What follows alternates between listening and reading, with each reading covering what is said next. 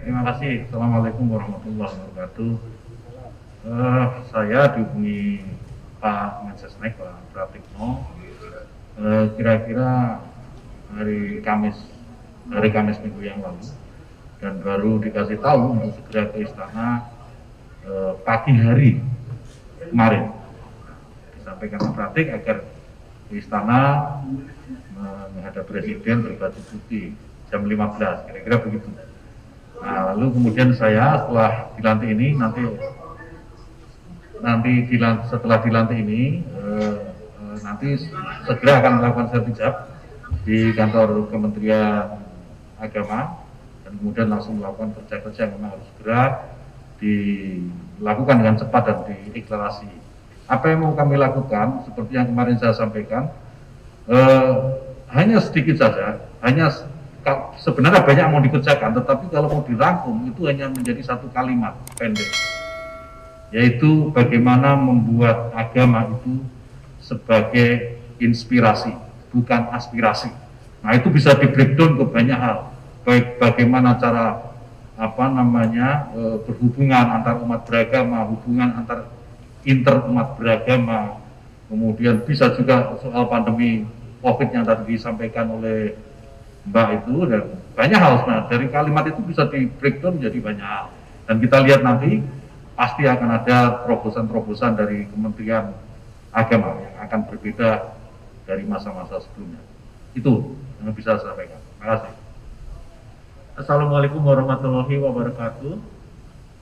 Kami dihubungi oleh Pak Pratik sekitar minggu lalu dan diberitahu bahwa diberikan amanah sebagai Menteri Kesehatan di awal minggu ini. Kami ucap terima kasih ke Bapak Presiden dan Bapak Wakil Presiden akan amanahnya, dan kami butuh dukungan dari teman-teman seluruh rakyat Indonesia untuk mensukseskan tugas dan amanah yang diberikan kepada kami.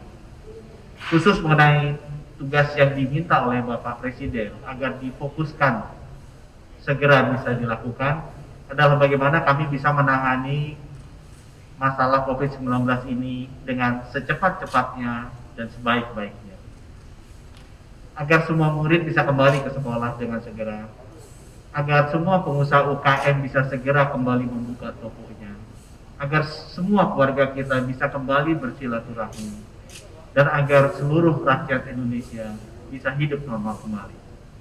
Untuk itu, kami sangat membutuhkan dukungan dari seluruh komponen bangsa, baik itu asosiasi kedokteran, baik itu pemerintah daerah, provinsi, kabupaten, dan kota madya, serta seluruh teman-teman sekalian.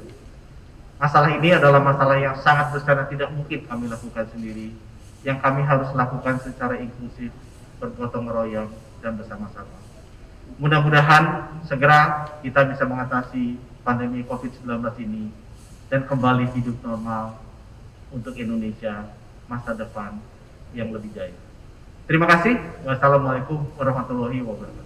Hari Senin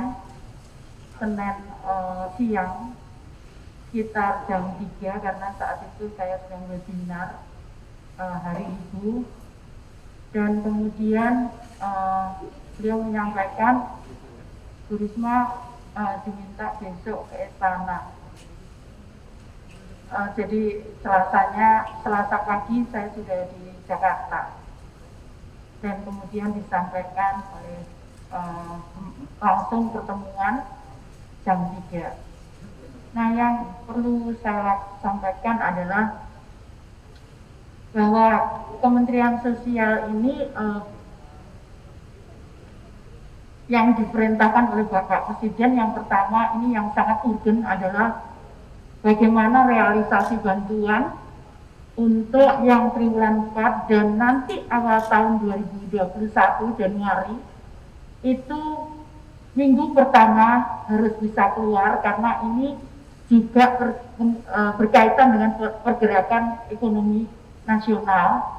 Karena itu kami harus kerja keras sehingga minggu pertama bulan Januari yang untuk 2021 bisa segera tersampaikan oleh kepada penerima bantuan. Yang berikutnya adalah, yang kedua adalah pemberdayaan.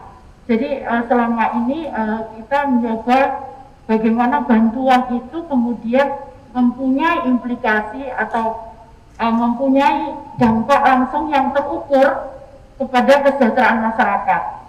Artinya bahwa memang ada mekanisme pembinaan yang harus kami lakukan. Nah, kami tidak bisa sendiri tentunya.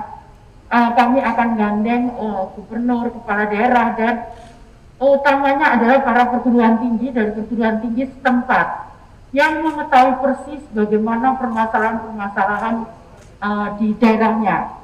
Kemudian kami juga harus antisipasi karena sesuai dengan ramalan BMKG akan terjadi setelah La Nina, curah hujan yang tinggi, maka akan ada El Nino, di mana kemarau ini sangat tinggi. Itu tentunya akan berimplikasi pada hasil produk pertanian ataupun yang lain, sehingga itu yang harus diimbangi supaya tidak terjadi kelaparan. Nah, yang berikutnya adalah perbaikan data. Kami akan bekerja sama dengan Kementerian Kependudukan, Kementerian Dalam Negeri, Dirjen Kependudukan untuk updating data tentang penerima bantuan, karena ya memang pasti ada selisih, karena hari ini diupdate, mungkin hari ini pula ada yang meninggal dan pindah dan sebagainya. Nah, itu yang harus kita terus tangani day to day, dan terus terang kita akan lakukan semuanya itu dengan transparan dan tidak ada lagi cash atau tunai dalam bentuk apapun, tapi kami akan menggunakan semua transaksi secara elektronik, dan juga masukan-masukan dari daerah kami akan gunakan elektronik yang cepat, sehingga perbaikan data bisa segera kami lakukan. Dengan demikian efektivitas akan bisa tercapai. Saya kira demikian. Terima kasih. Bismillahirrahmanirrahim. Assalamualaikum warahmatullahi wabarakatuh. Saya sebagai Duta Besar Indonesia di Amerika Serikat sedang melaksanakan tugas kembali ke Jakarta dan sempat melaporkan kepada Bapak Presiden pada hari Kamis dan sudah pamit di telepon untuk menunda keberangkatan sampai hari Jumat. Hari Jumat saya diinfo Bapak Presiden akan memberi kepercayaan untuk memimpin Kementerian Perdagangan, dan hari Selasa dipanggil ke Istana. Bapak dan Ibu, seperti kita ketahui bahwa situasi perekonomian dunia pada saat ini adalah mungkin yang terlemah dari seluruh aspek, baik itu dari kesehatan, daya beli, pengangguran, dan aspek-aspek yang lain. Oleh sebab itu, saya ingin memastikan bahwa barang Indonesia mempunyai kesempatan untuk berkompetisi yang baik di era dunia, dan memastikan bahwa barang Indonesia bisa diekspor dan kompetitif di pasar dunia. Dan ini adalah bagian daripada perbaikan daripada ekonomi nasional, dan berharap bisa menjadi daya ungkit baru untuk tumbuhnya pertumbuhan ekonomi yang sehat. Saya juga ingin memastikan bahwa arus barang berjalan dengan baik, dan ini adalah bagian untuk kepercayaan kepada masyarakat untuk segera memulihkan daya beli. Dan ini merupakan agenda-agenda utama yang akan saya laksanakan pada waktu yang singkat ini. Terima kasih. Wabillahi taufiq wal hidayah. Wassalamualaikum warahmatullahi wabarakatuh. Assalamualaikum warahmatullahi wabarakatuh.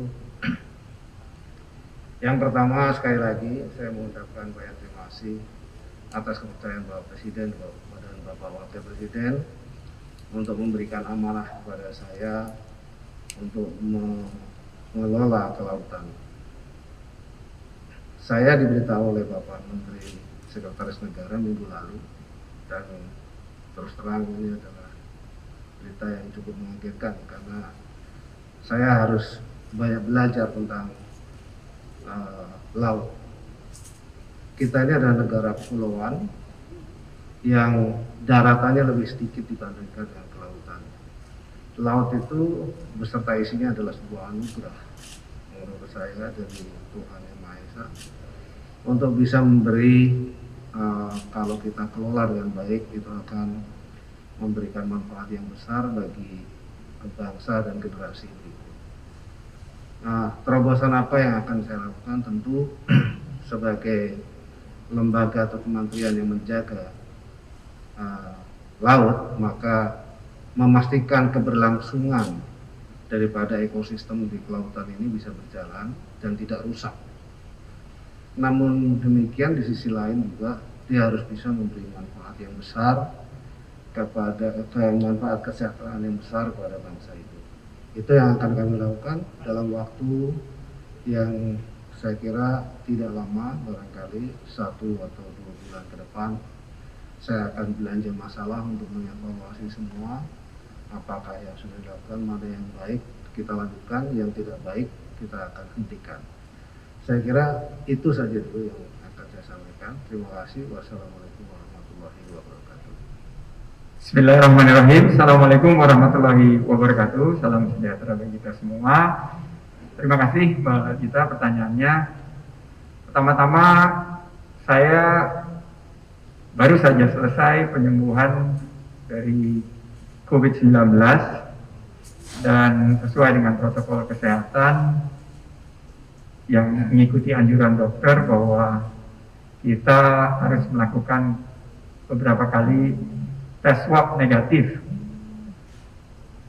Di saat penyembuhan tersebut, saya pertama kali mendapatkan pemberitahuan karena banyak sekali yang mendoakan dan mengirimkan pesan terselip-selip. Ternyata ada satu pesan dari Pak Pratik, kira-kira Jumat minggu lalu, singkat saja pesannya itu, Bismillah Mas. Wah, saya pikir ini Bismillah untuk kesembuhan saya. Saya jawab, Bismillah Pak. Dan setelah itu ada beberapa teman-teman yang ada di kabinet, Pak Budi Gunawan, Kabin, Pak Erick Thohir juga menghubungi. Tapi karena rancu antara kesembuhan saya dan pesan lainnya, tentunya konfirmasi yang firm itu baru hari Senin dari Pak Pratik mengabarkan bahwa kemungkinan akan dipanggil, kemungkinan akan diminta menghadap hari Senin sore atau hari Selasa. Dan kepastian itu Selasa pagi saya mendapatkan kabar dari istana hadir pukul 15.00 tanpa memberikan informasi lain, hanya menggunakan baju putih. Jadi itu cerita sedikit pengalaman saya berjuang melawan COVID-19. Saya ingin mengingatkan kita semua untuk menerapkan protokol kesehatan yang ketat dan disiplin. Pastikan kita bisa mengatasi sisi kesehatan daripada COVID-19 dan berjuang membangkitkan ekonomi.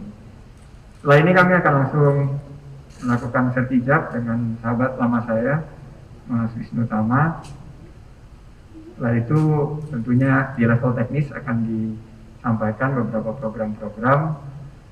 Namun 3 gagasan utama kita adalah inovasi, karena kita harus bergerak secara cepat, bahwa Presiden arahannya dan Bapak Wapres bahwa dalam 1 tahun ini harus ada quick win, harus ada perubahan yang mendasar pada saat kita berbenah terhadap destinasi 5 super prioritas. Jadi kita harus berinovasi mulai daripada busananya, tari-tariannya, 360 degrees, inovasi dari segi infrastrukturnya, dan segala yang berkaitan baik dari pariwisata dan ekonomi kreatif, kuliner, fashion, kriya, dan lain sebagainya. Kedua adalah adaptasi. Kita harus beradaptasi dengan keadaan terkini, yaitu COVID-19. CHSE salah satunya harus kita pastikan sebagai prasyarat untuk kebangkitan sektor ini. Dan terakhir, kolaborasi. Kita harus menggandeng semua pihak.